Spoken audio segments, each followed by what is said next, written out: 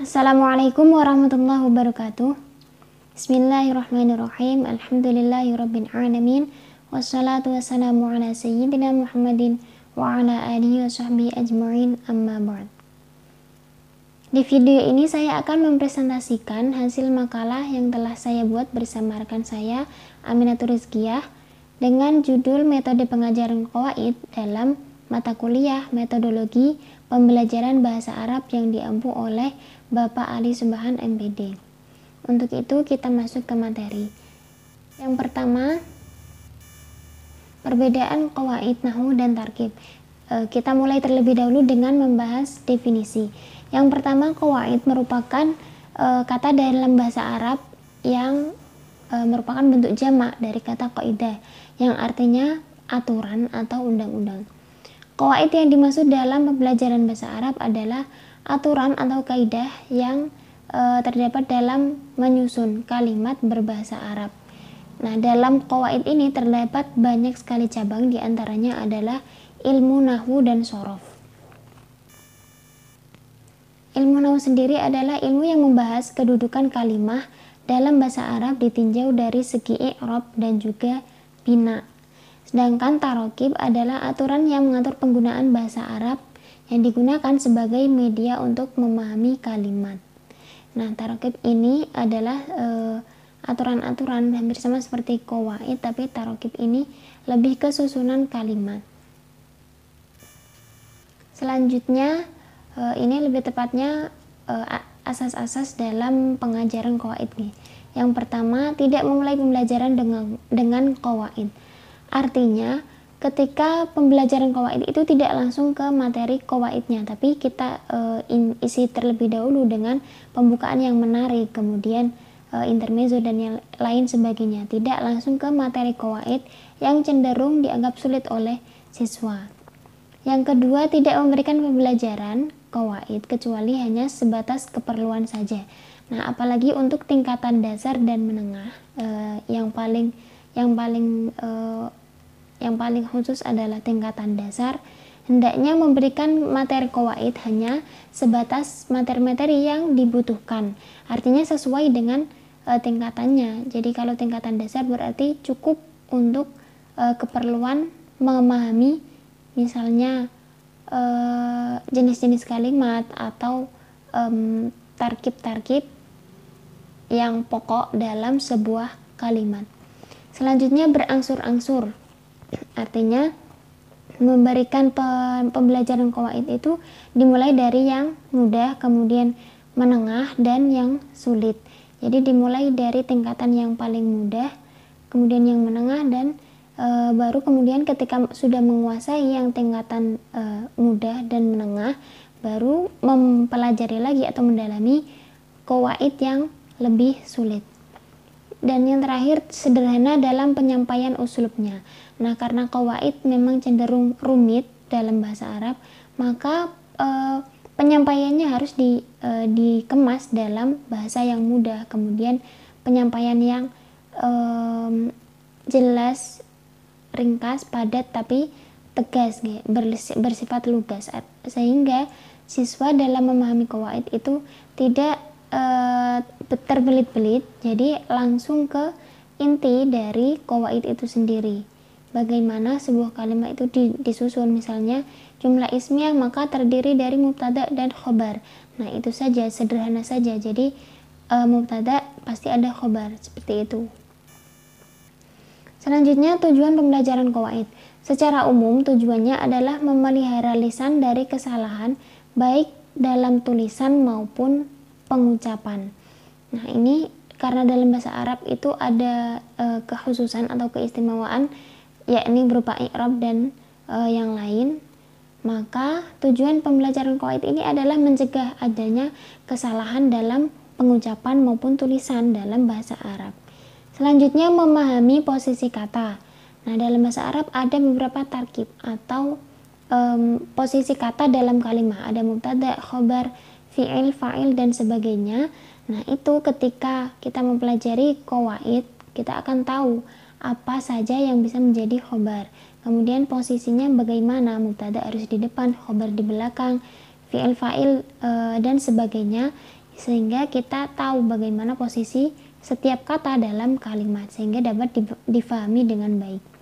Selanjutnya mengasah otak dan membiasakan siswa untuk melihat dengan jeli, berpikir rasional, sistematis, melatih, mengambil kesimpulan, dan yang lain. Artinya di samping tujuan pembelajaran qawaid ini untuk mempelajari bahasa Arab, ada juga manfaat lainnya, yakni untuk mengasah otak. Karena pembelajaran bahasa Arab itu menggabungkan berbagai unsur, jadi memahami makna, kemudian memilih kata yang tepat, dan juga mengucapkan atau menulis dengan i'rab yang benar. Apakah itu menggunakan alamat i'rab yang fathah atau dengan huruf atau dengan harokat, atau itu i'rabnya nasab, rafa atau jar dan yang lain.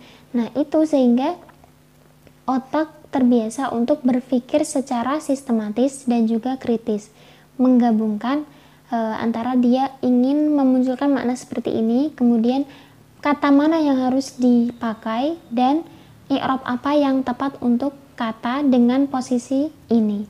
Nah, seperti itu. Selanjutnya, mengetahui dengan mudah kesalahan yang terdapat pada suatu kalimat, merujuk pada standar kaidah yang sudah dipelajari. Setelah mempelajari kaidah dengan baik, maka otak akan terbiasa melihat sesuatu atau sebuah kalimat atau wacana dalam bahasa Arab ataupun itu ucapan dalam bahasa Arab, sehingga dapat menganalisis apa saja kesalahan yang terdapat dalam teks atau ucapan tersebut. Begitu juga dengan unsur-unsur di dalamnya. Nah, ini setelah mengetahui dan mempelajari dengan baik kaidah bahasa Arab. Selanjutnya, prinsip memilih metode. Dalam pembelajaran qawaid ada beberapa metode yang nanti akan dijelaskan. Sebelumnya kita mempelajari terlebih dahulu bagaimana prinsip memilih metode yang baik. Yang pertama, memperhatikan karakteristik peserta didik. Ini yang paling penting karena tujuan utama adalah membuat peserta didik itu mampu menyerap, mampu memahami pelajaran, sehingga kita harus melihat terlebih dahulu bagaimana karakteristik peserta didik yang akan mempelajari qawaid ini. Nah, kemudian berpegang pada prinsip gradasi tadi, bersifat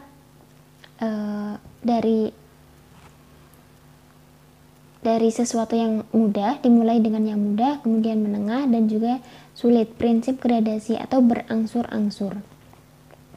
Selanjutnya, mempertimbangkan perbedaan yang ada dalam diri peserta didik.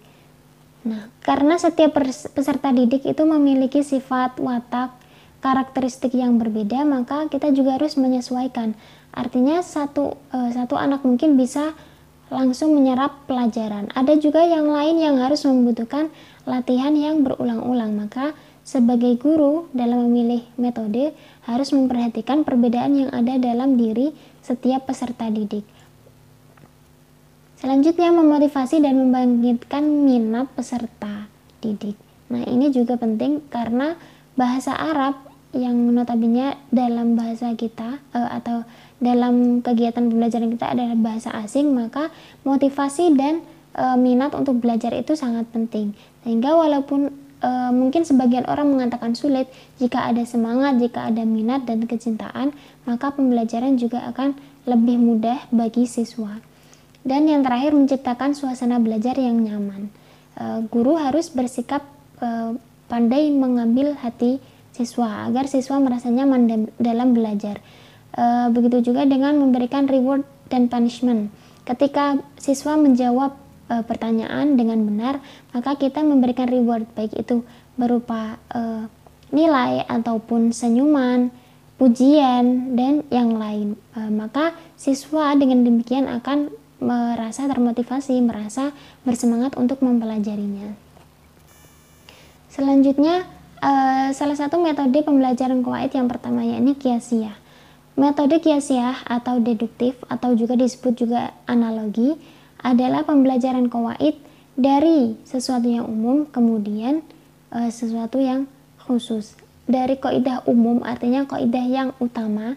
Jadi misalkan kaidah mubtada harus dibaca rofa, kemudian baru diikuti dengan contoh-contoh penerapannya. Zaidun qaimun, Zaidun dibaca rofa, dan sebagainya. Dimulai dari kaidah yang umum terlebih dahulu, baru disusul dengan contoh-contoh. Nah, ini yang paling umum, yang paling banyak digunakan, dan juga metode yang paling lama. Sudah lama sekali memang ini metode utama yang banyak digunakan. Kelebihannya adalah tidak membutuhkan waktu yang lama karena sifatnya adalah penyampaian dari guru ke murid, maka kemampuan guru yang sudah mumpuni menyampaikan materi langsung kepada murid sehingga murid hanya tinggal mendengarkan dan memahami apa yang disampaikan. Oleh karena itu tidak membutuhkan waktu yang lama. Akan tetapi kekurangannya adalah peserta didik menjadi pasif, artinya hanya mendengarkan, kemudian menyimak apa yang disampaikan, tidak memberikan feedback atau apapun itu kepada guru ketika menjelaskan. Kemudian takut salah sehingga cenderung tidak banyak mengembangkan kemampuannya, dan mereka cenderung sulit mendapatkan pengetahuan yang baru karena murid hanya mendengarkan. Kemudian ketika dia disuruh untuk memberikan contoh misalnya, maka sebagian atau seringkali mereka merasa takut salah karena namanya kaidah pasti harus tepat. Nah, ketika dia diminta untuk memberikan contoh, mungkin ada perasaan takut salah sehingga murid cenderung lambat dalam perkembangan memahami kaidah dan juga sulit mendapatkan pengetahuan baru karena yang disampaikan atau yang diperoleh siswa hanya penjelasan dari guru. Mereka kurang bisa mengeksplor lagi kemampuan mereka melalui kegiatan atau partisipasi aktif dari mereka. Selanjutnya pembelajaran qawaid dengan metode istiqro'iyah. Istiqro'iyah atau induktif ini lawan dari qiyasiyah atau deduktif tadi, yakni dari contoh-contoh khusus kemudian baru ke umum. Jadi guru itu memberikan contoh-contoh penerapan qawaid tapi tanpa menjelaskan terlebih dahulu bagaimana qawaid itu. Jadi memberikan contoh-contoh terlebih dahulu dengan jumlah tertentu, kemudian baru menyimpulkan dari contoh-contoh tadi sebuah kaidah yang umum dan berlaku luas. Kelebihannya adalah mendorong peserta didik berpikir kritis dan sistematis. Karena disajikan beberapa contoh, maka siswa akan berpikir, oh apakah ini kalimatnya seperti ini, ada poin-poin yang menjadi titik kesamaan di antara beberapa contoh tadi. Kemudian siswa mampu menganalisis, kemudian menemukan hal yang baru dan juga menyimpulkan dari hasil pengamatannya tadi. Namun kekurangannya membutuhkan waktu yang lama karena harus membutuhkan analisis dari siswa, dan siswa itu tidak semuanya langsung menemukan itu, tapi membutuhkan proses sehingga memakan waktu yang lama.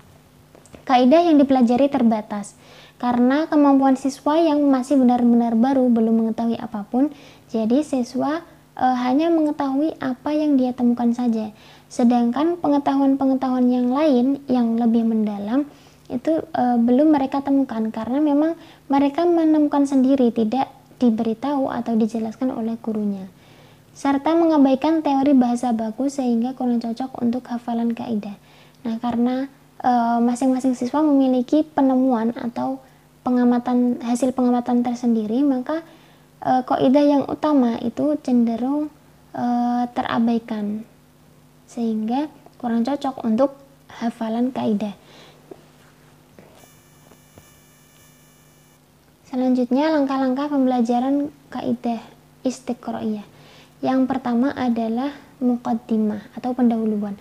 Nah, ini guru membuka pelajaran dengan memberikan pancingan atau